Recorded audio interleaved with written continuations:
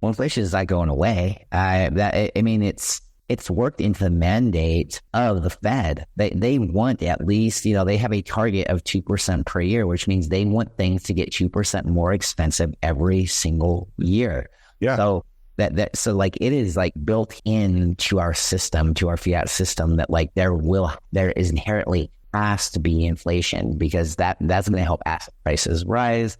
That's going to help real estate rise. That's going to help stocks rise. It's going to help all those things rise. You're listening to Kerry Lutz's Financial Survival Network, where you get valuable information you just can't find anywhere else.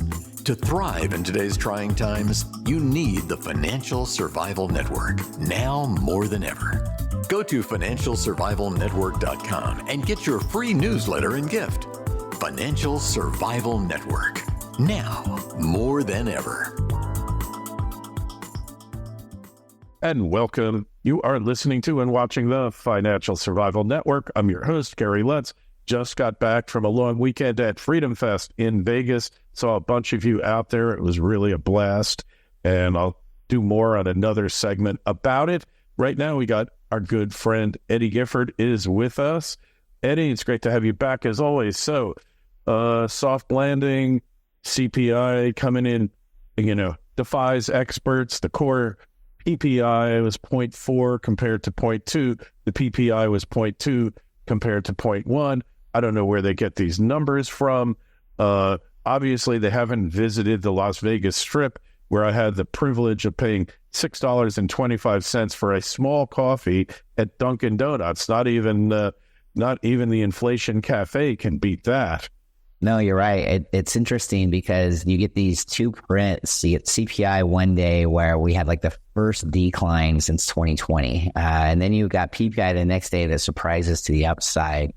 And the thing about it is PPI is the crux of everything, from the standpoint that we live in a world that the United States of America runs on small business. And so the price of things and what gets passed on the consumer matters. And so when we see PPI go up like this, even though CPI went down, and it's primarily has to deal with like trade related matters, like the cost of labor is higher, the cost of things is higher, the cost to do things is higher. So even if the cost of goods is lower on paper, as you just alluded to, I actually live in Las Vegas, so I've seen that compounding effect, and I'm paying at least 30 to 40% more than I was at the grocery store 3 years ago. So that inflation stacks. It's been slowing. It hasn't been going down. Let's keep that in mind. Everyone keeps saying inflation is going down. No, it's not. It's slowing down.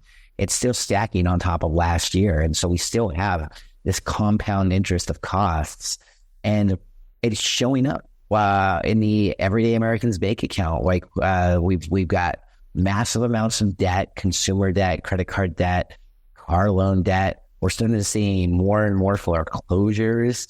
And because of that, we're seeing kind of a destruction of demand, which, in a way it's by design. That's what the Fed wanted to do, was to basically get rid of demand. And if they could do that, then they could start cutting. But the problem is, like always, you go through the fastest rate hike in history, and then you wait too long. And by the time that you decide to do something, you're doing it because you have to, not because you want to. And if you're doing it because you have to, that means something broke. And let's not even get into the fact that we're in a crazy political landscape right now where volatility is just ready to run.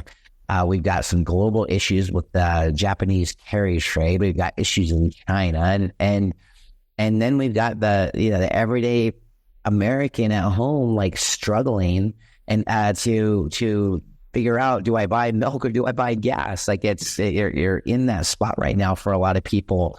The people that got screwed out of all this stimulus and everything that's happened in the last 4 years has been the middle class, and the numbers are starting to show it. Of course, that's why we call them lags. I think that we all saw this. I think, Kerry, you and I talked about this 4, 5, 6 months ago.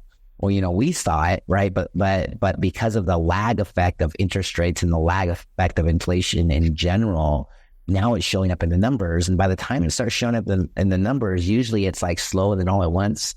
And so my fear is that, the election happens, and on the back end of it, something really bad happens, whether it's a political event or it's just a breakdown, because, you can only pop up things so long before the dam breaks, so to speak. Hey, like it's the Great Gatsby. How did you go broke?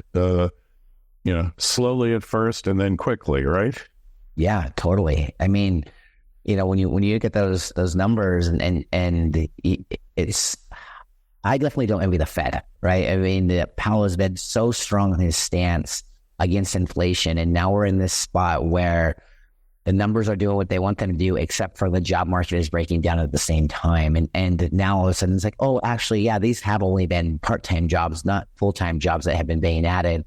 And they're starting to fess up to that. And so we're just seeing like this shift, if you will. And that shift looks like it could become like a true stagflationary environment. And that's where we got inflation, but we got no growth. And, I think that we were talking about a McDonald's commercial not too long ago where the dad said, hey, the kid asked, like, what's inflation? And the dad says, well, that's when the cost goes up and my salary doesn't. And that is actually a real world scenario that we are about to face, I think. And if that happens, that just means that like we're due for something bad in the stock market. Typically we got those minus 40 to 50% once every 10-ish years. It's been 15. We've had zero interest rates for a long time. I hope it doesn't happen, but if it does, it's going to be bad. It's going to be bloody. And everyone's going to be like, oh, you could tell. It was so easy to tell. Yeah, but everyone was also saying while it was happening, it's different this time, right? Mm-hmm. It's always different this time, Eddie. Those are the words that make you realize it's not different and you need to head for the exits. But things are different in certain respects, but they haven't repealed the business cycle. And, the economy is the economy, right? I mean, there's only, it's kind of absurd to think that things are really different, right? Yeah, you can't really think that they're different. I mean, the thing is that behavior is behavior, and human beings are imperfect, and they're always going to act and react emotionally. Like, there's no such thing as a truly 100% objective human being. And so as things happen, they react. And we've seen it in behavioral finance through the study of it over and over and over again, where we get these, manic, crazy surges, blow off tops, if you will, followed by catastrophes on the back end. So there's no reason to think that it's different this time. That doesn't mean that you run for the hills either, though, because you can't not be invested as the market continues to go high. We had a crazy weekend and the market's up, significantly in the last quarter, but I mean, it's up today. You wouldn't have expected that. And you look at like cryptocurrencies and they're just on a tear. How can that be? What's with the crypto here, huh? Well, I think, part of it is that, on the back end of the survival by Trump, like he's seen as a pro cryptocurrency candidate. And so with the odds being kind of more in his favor now, you're seeing money rush in. The other thing is, just the cycle in general. If you look at cryptocurrencies, Bitcoin specifically, post-halving, we usually have some type of consolidation period followed by this significant surge. And this could be the beginning of that, or maybe this is just an emotional response. Like we would want to see it continue, not just go for 4 days. But those are all reasons that it could be taking off.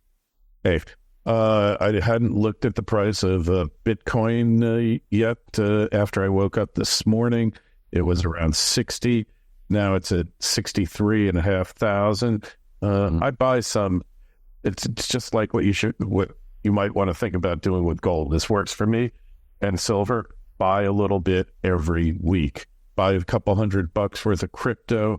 I mean, I wouldn't say it's the best performing asset in my portfolio because gold and silver really have outperformed it this year so far. But A, it keeps me interested in cryptos, and B, it's up about 30% since I started. I was swing trading it for a while. Then when the big move came, I stopped swing trading and I just bought and held. And you definitely can swing trade crypto profitably, but it's not necessarily the thing you want to do because it's so volatile. you got to remember, Kerry, that's called work. And when you're investing, obviously, like it's for some it's enjoyable, to invest, and for some people it's kind of stressful. And so if you're trading, it becomes more stressful. Now, obviously, when we're doing it, we've got rules and we follow those rules, and the rules set as work. So, but I couldn't agree with you more. I think that gold and silver and cryptocurrencies, anything that is basically a counter to the fiat system in general, is something that is worth having a place in your portfolio. The only thing that I was kind of looking back and trying to figure out, okay, like obviously, like you look at it from a volatility standpoint, you say, oh my goodness, like this is a speculative investment when you're looking at cryptocurrency and Bitcoin. But then when you dig a little bit deeper and you kind of understand what it is and what it does and how it does it, it's like, well, it's just young.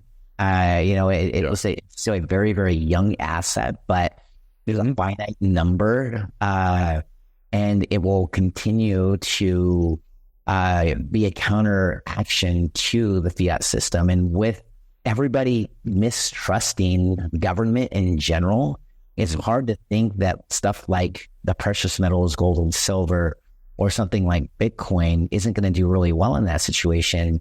The difference is that, with Bitcoin, there's actually a real live ability to transact right now. And so that's basically a huge opportunity, I think, like in general. People are coming around to it. But for it not to be in your portfolio, I've said this about other financial advisors, I've said this about people in general. If it's not in your portfolio, then you're making a mistake, or it should at least have a slot. Now, if you want to trade it because it's too volatile, that's fine, but it still should be dedicated to slots, because what you don't want to do is like, oh, I got that buy signal, but I really don't want to sell my Apple stock now, right? And so then you're defeating the purpose. So like you got to have like maybe that depending on your risk tolerance, that 5 to 15% slot of like, this is where the cryptocurrency is going, and whether it's being traded or being held, I don't think that matters, but it has to be there. It just has to. I totally agree with you. Yeah. I've known about it virtually from the beginning. I missed out on the major advances. I always know when it peaks. It's really easy to know when Bitcoin peaks. I mean, I called it in, 2000, when it hit 19,000, I guess that was 2020. And I knew it when it hit 67.7 last year, I think it was. And, it's not peaking now. That I am pretty confident of. On the other hand, if the government's really wanted to shut it down, it could be shut down virtually instantaneously. Even though people tell me I'm crazy, that couldn't be done. I know it can be done. And, hey, you just have to look at what's around, and, you should be seeking some alternatives. And I still like real estate because, Eddie, when's inflation going to go bye-bye? Well, inflation is not going away. It's worked into the mandate of the Fed. They want at least, they have a target of 2% per year, which means they want things to get 2% more expensive every single year. Yeah. So so like it is like built into our system, to our fiat system, that like there is inherently has to be inflation, because that's going to help asset prices rise. That's going to help real estate rise. That's going to help, stocks rise. It's going to help all those things rise. And just, having the understanding of when the moves happen more rapidly, where are the smart places to be. And it's interesting because, everyone has always had this like flight to safety mentality, rush to treasuries when rates go down. But what we've been seeing more recently, like gold does the same thing. Gold and silver does the same thing. It usually sniffs it out a little bit earlier.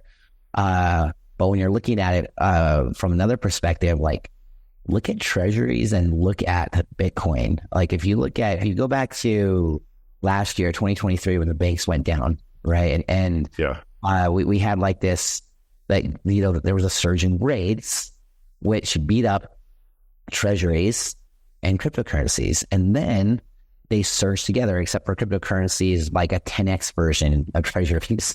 And we saw it again at the most recent meeting when the data came out and it appeared that, oh yeah, we're going to actually cut again. We've seen this run. Now today is interesting because the treasuries are down and Bitcoin is way up, but that's also because Bitcoin is a fear trade from the standpoint of distrust and mistrust, much like gold and silver are. So it kind of gives you it appears to be developing into this like 1-2 punch, which, you know, could be just a really, really good fit for anybody's portfolio, generally speaking. Hey, you know, I've believed in keeping 5% and 15% in precious metals. I think you can up that a little bit now and not feel too worried about it. You know, obviously, everybody's situation's different, but, you know, just like I've got probably about 20 flashlights in my house and 2,000 batteries sitting in the closet. You don't want to have too many because they do go bad over time, you know? Right. Just like you would keep a flashlight in your house in case the lights go out, I really believe that you need to be looking at other assets in the same light. Yeah, and I think that the hard thing is that you look at portfolios for so long and it's always been stocks, bonds. And generally speaking, like, I can understand the base case behind that, which is that they've operated with different correlations, like almost inverse correlations at times, but still with the ability to go up over time. The problem is that doesn't happen when you're in a bond bear market. Bonds tend to correlate a lot more closely to equities, and so we've all been programmed to believe stocks and bonds, but really what we should be programmed to believe is when matters. And what I mean by that is that we want multiple investments to all have the ability to go up over the next 5 to 10 years, but we want them to go up at different times. We don't want them to have a 1-to-1 correlation. We don't want them to be inversely correlated, because if they're inversely correlated, they're just balancing each other out. And so we want things that go up at different times.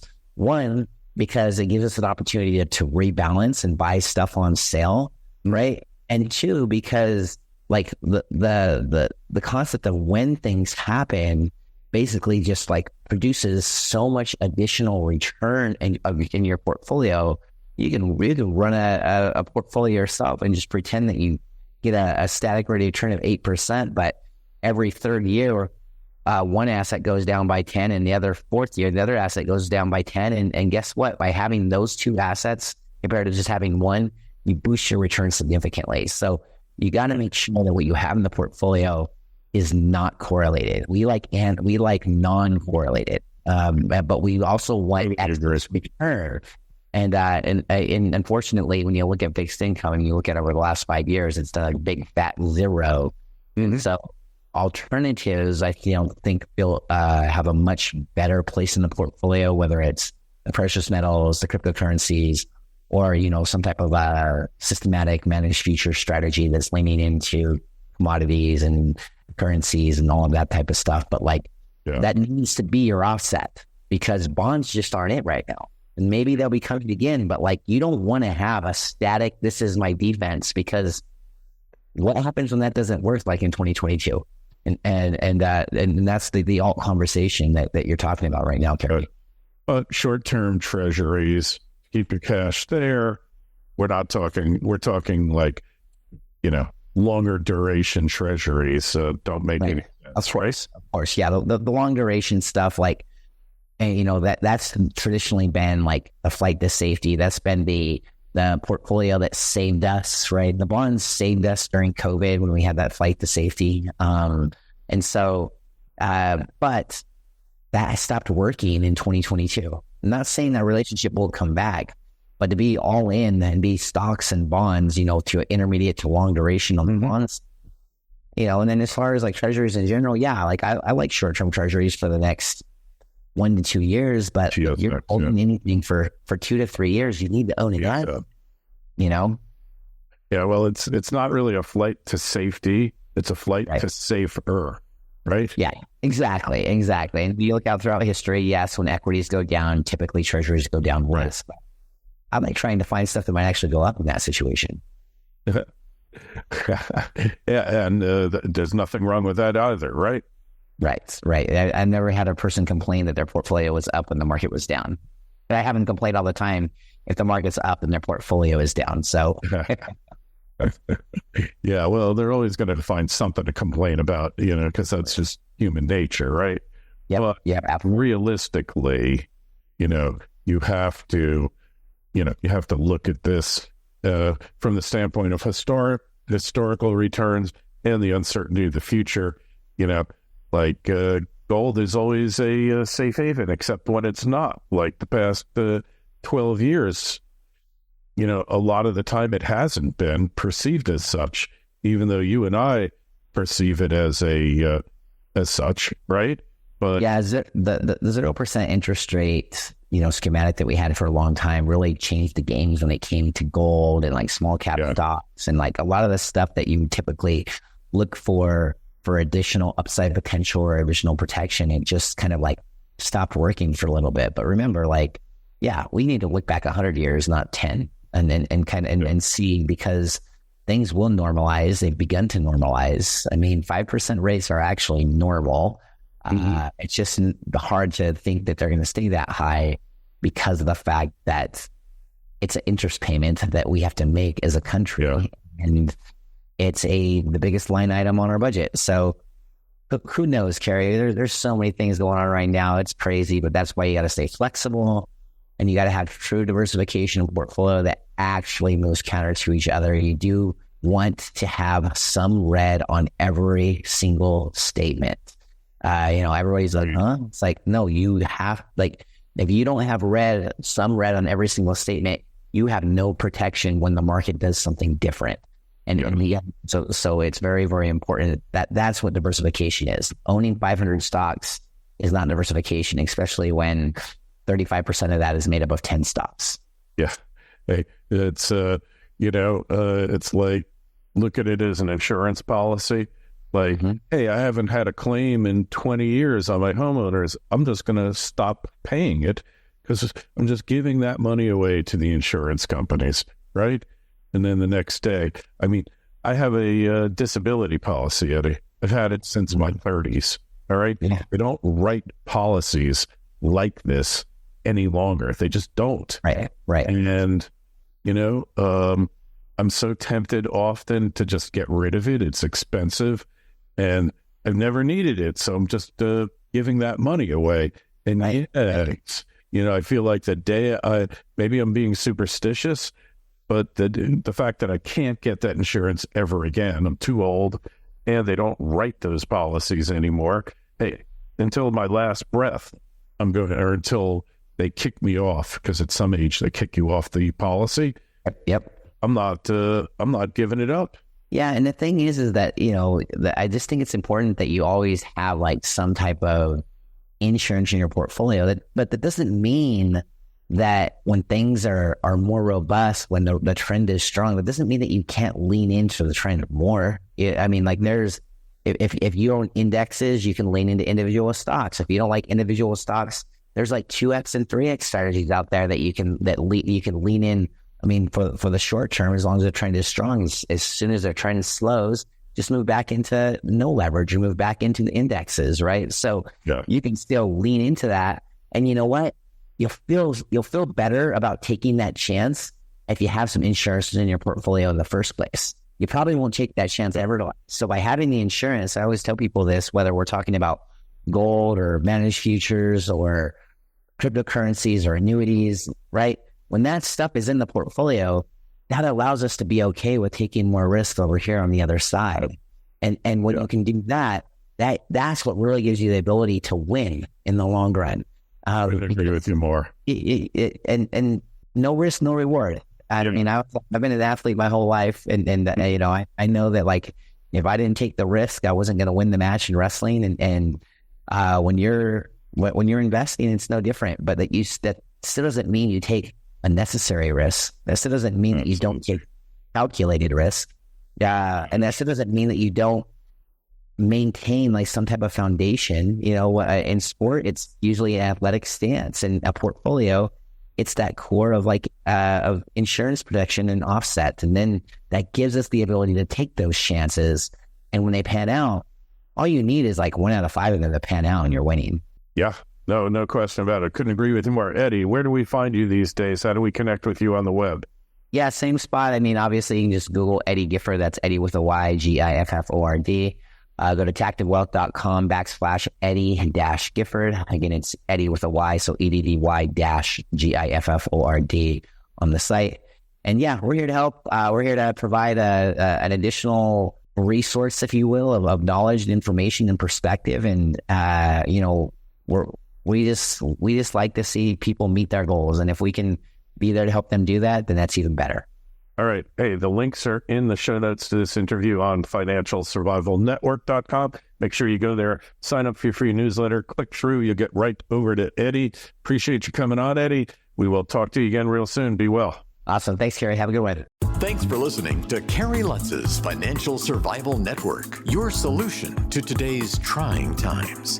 For the latest, go to financialsurvivalnetwork.com. Financial Survival Network, now more than ever.